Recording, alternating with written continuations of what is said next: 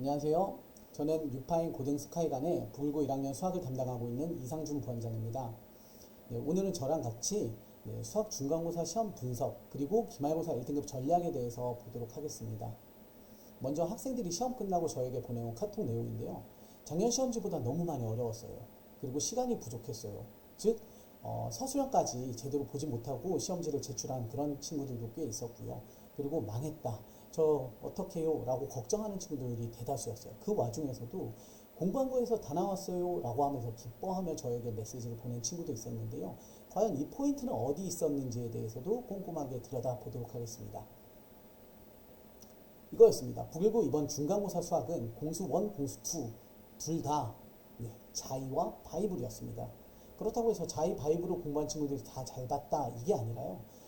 최소 자의는 난이도가 있는 문제집 모의고사 기출서인 만큼 3번에서 4번 정도 회독한 친구들에서 좋은 결과, 그리고 바이블은 기본 유형서인 만큼 실수 없이 출제된 문제에서 실수 없이 정확히 맞춰준 친구들이 고득점, 즉 10%라는 1등급을 받았을 겁니다. 꼼꼼하게 좀 한번 훑어볼게요. 이번에 공수 1과 공수 2를 비교하면 공수 1 부분이 난이도가 더 높았죠. 시험 범위는 굉장히 넓었던 만큼 난이도도 높았고요. 한번 훑어볼게요. 작년보다 많이 어려웠고요.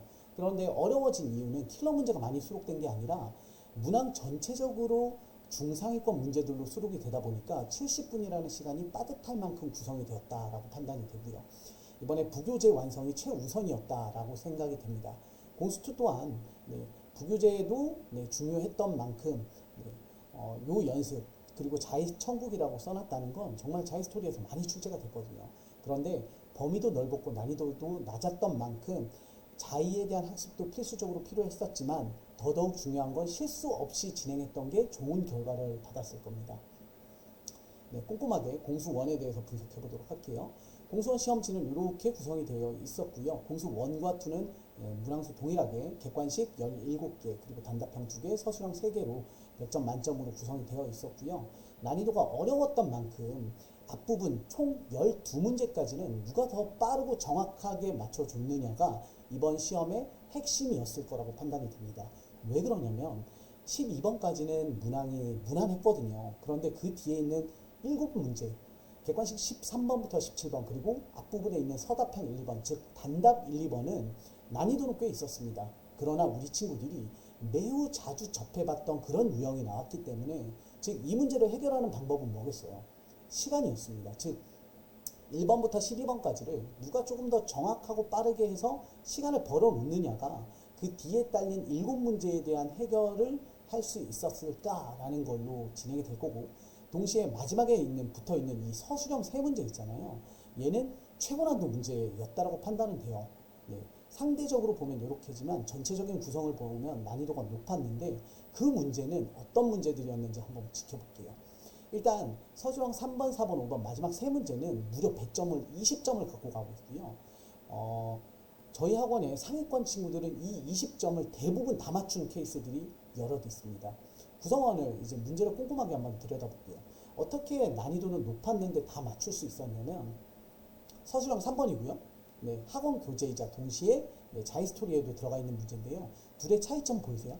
정확히 잘 들여다보시면 이 차이가 있습니다. y는 2x와 y는 x와의 차이. 다음 문제 볼게요. 난이도 굉장히 높았습니다. 그러나 많은 반복 숙달을 했던 문제고요. 여기에서도 차이점을 잘 들여다보시면 틀린 그림 찾기입니다. 28분의 a냐 플러스 a냐의 차이일 뿐이었어요.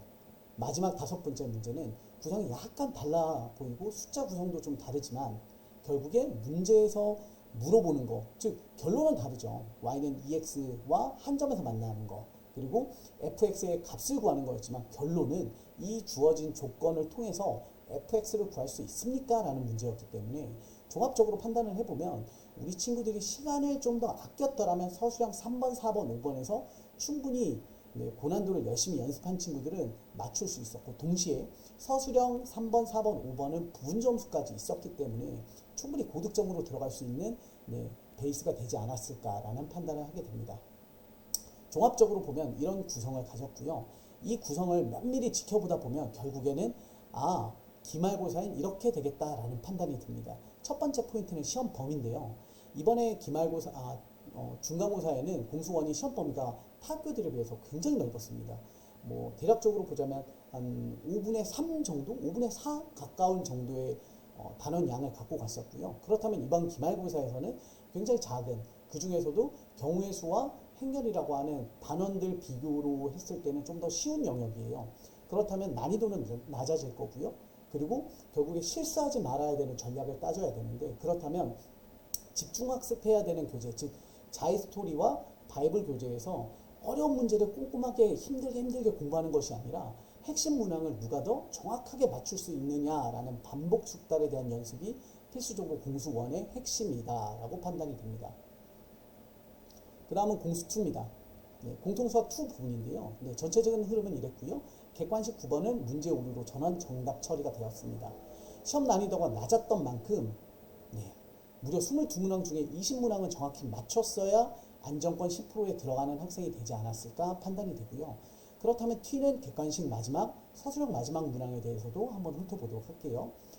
선택형, 즉 객관식 마지막 문항 같은 경우엔 딱 봐도 난이도가 꽤 있어 보이죠. 그러나 좀 센스 있는 친구들은 들여다보자마자 고차 방정식이었고 뭘 집어넣으면 0이 될까라는 인수정리로 접근을 해서 뭔가 풀 수 있었을 거예요. 그런데 안타깝게도 그 다음 조건들도 복잡하다 보니 결국엔 시간 쓰고 못 푸는 친구들이 꽤 있었어요. 그렇다면 무리한 시간 투자를 했다는 친구들은 결국에 이 문제도 틀리고 뒷부분에 풀 수 있는 문제에서도 마이너스를 갖고 가는 그런 요소였을 거라고 판단이 되고, 서술형 5번 마찬가지 굉장히 어려웠습니다. 그러나 이 부분은 시간 안배를 통해서 우리가 문제를 한 번쯤 읽어봤다면 K1과 K2 조건은 우리 친구들이 충분히 접근해서 어느 정도 결론까지 작성을 할 수 있었고, 그렇다면 부분 점수 2점에서 4점 정도는 받을 수 있었거든요. 그렇다면 객관식에서 한 문제 정도 포인트를 얻어갈 수 있는 그런 문제였다고 판단이 돼요. 그러면 제가 앞에서 얘기 드린 20문제는 맞췄어야 된다. 그러면 20문제가 다 쉬웠습니까?는 아니거든요. 그 중에 대표적인 세 문제를 보자면 선택형 14번과 서답형 1번, 2번 단답으로 구성되어 있는 이 두 문제까지 포함해서 이렇게 세 문제는 대표적으로 연습은 많이 하지만 학생들이 늘 힘들어하고 실수가 나올 가능성이 매우 높았던 문제들이었습니다. 즉, 이 문제를 실수 없이 해결한 친구들은 아마도 공수2에 대해서 1등급을 확실하게 맞을 수 있었던 그런 친구 구성이 되지 않았을까 생각이 듭니다. 종합적으로 평가를 해보면요, 공수2 또한 기조는 동일합니다. 첫 번째, 시험 범위는 공수1과 다르게 이번엔 대폭적으로 늘어나죠. 거기다가 도형 들어갑니다. 그리고 학생들이 힘들어하는 함수와 그래프, 유리함수, 무리함수 파트가 같이 포함이 되어 있습니다. 원, 함수 이 두 개만 해도 머리가 빡빡한데요. 결국에 우리가 해내야 되는 부분은 뭐냐면 난이도가 올라갈 거라고 예상되니까 기본 문항에 대한 핵심 유형 공부를 빠른 시일 내에 마무리 짓고, 그 다음에 자이스토리와 바이블 교재에서 고난도 문제에 대해서는 아까 보셨잖아요. 동일하게 출제될 가능성이 매우 높기 때문에 반복 숙달, 그리고 고고 레벨의 조금 더 이제 낮은 문제들이죠. 그러니까 모의고사 치자면 이제 고난도 3점짜리나 쉬운 4점짜리 문제에 대해서는 형태가 변형돼서 출제될 가능성이 높기 때문에 유사 문제에 대한 연습도 반복 학습이 필요하다고 판단이 됩니다. 마지막으로 이번 내신 대비에 대해서 종합 정리 한번 해드릴게요. 네, 첫 번째는 셔플입니다. 저희 학원에서 진행하는 이 셔플은 시간을 두 가지 포인트 잡으시면 됩니다. 첫 번째는 정확하게 빠른 시간 내에 맞추는 연습, 그리고 두 번째는 우리 친구들이 늘 교재를 완성하고 자이스토리를 완성했고 바이블을 완성했고 학원 자체 문제집을 완성했다고 해도 자기 걸로 만드는 연습이 필요한데요. 기본적으로 우리 수학은 오답 노트라는 걸 작성하지만 뉴파인에서는 그 문제를 자기 걸로 만들었는지 랜덤으로 해서 새로운 테스트지를 만들어서 학생들에게 풀리고 있거든요. 그런 부분에 대한 연습을 진행할 거고요. 그 다음 두 번째로는 주제별 심화입니다. 이거는 아까 얘기 드린 것처럼 고난도 가장 고난도 문제에 대해서는 거의 유사한 조건으로 동일하게 출제가 되지만 그보다 낮은, 즉 중상위권 문제 레벨은 충분히 변형되는 구조로 출제되는 학교인 만큼 깊이 있는 학습을 해야 되는 부분이 필요하다고 판단이 됩니다. 그리고 코플 모의고사인데요. 학교 시험 범위도 다르고 출제 경향도 충분히 북일부 스타일이라는 게 정해져 있기 때문에 이 연습은 학원에서 제가 직접 우리 팀 선생님들과 함께 좋은 문제를 구성을 해서 학생들에게 70분 동안 실전 연습을 할 수 있는 연습이 최소 10회 정도 반복시킬 예정이고요. 마지막으로 우리 기숙사 학교라는 것 때문에 우리 학생들이 학습에 대한 공백이 생길 수 있어서 저희가 평일 미션처럼 데일리 미션 월화수에 매일 학생들에게 밴드에 업로드되고 학생 스스로가 주말 동안 공부했던 저랑 같이 수업에서 진행했던 문제들에 대해서 스스로 다시 한번 정리하는 그런 미션이 주어지거든요. 이것도 포인트라고 보시면 될 것 같습니다. 마지막으로 기말고사 프로그램에 대해서 안내를 드릴 건데요. 종합적으로 보면 이런 기조를 가져요. 그러니까 공수1은 범위는 좁아졌고 난이도는 낮아질 거고, 공수2는 범위는 넓어졌고 난이도도 높아졌습니다. 그러니까 밸런스 있는 수업을 진행을 하고 학생들도 그러한 공부를 진행을 해야 될 거라고 판단이 되는데요. 그러다 보니 저희도 수학 프로그램 자체가 토요일, 일요일 아침 9시 반부터 1시 반, 9시부터 1시까지 총 4시간 수업으로 진행이 되는데 그냥 막연하게 토요일 수업, 일요일 수업이 아니라 토요일은 양이 좀 더 많고 고난도를 진행할 공수 2 파트를 조금 더 집중력 있게 공부를 시키고요. 그리고 과제에 대한 해설이 덜 된 경우에는 일요일로 다음 날로 넘겨서 추가적으로 공수 2를 진행을 하고, 공수 1에 대해서는 서두에서 얘기 드린 것처럼 핵심적인 문제들을 반복 숙달하는 그런 연습을 해야 되기 때문에 평상시에도 지속적으로 아마 우리 친구들이 계속해서 손을 가는 그런 문제들 미션이 주어지지 않을까 판단이 됩니다. 과학 안내입니다. 불구 과학 수업은요, 토요일 7시부터 10시까지 저녁 시간 3시간 동안 진행이 된다라고 보시면 되고요. 마지막 입반 관련돼서 안내 드리도록 하겠습니다. 우리 북일고 수학과 과학 같은 경우에 기말고사 영역 자체가 좀 특이하기 때문에 아직까지 미흡한 준비로 시작하는 친구들이 많을 텐데요. 그러다 보니까 저희가 테스트보다는 학생이 중간고사 때 어떻게 공부했고 어떤 결과를 낳았는지에 대한 학습 이력 상담을 통해서 입반시켜 드리고 있으니까요. 문의사항이 있거나 입반에 대해서 궁금하신 점 있으시면 아래 번호로 연락 주시면 상세하게 안내 드리도록 하겠습니다.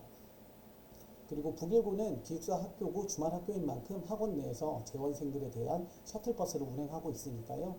궁금하신 사항 마찬가지 문의 주시면 안내 드리도록 하겠습니다. 지금까지 뉴파인 고등스카이관의 이상준 부원장이었습니다. 감사합니다.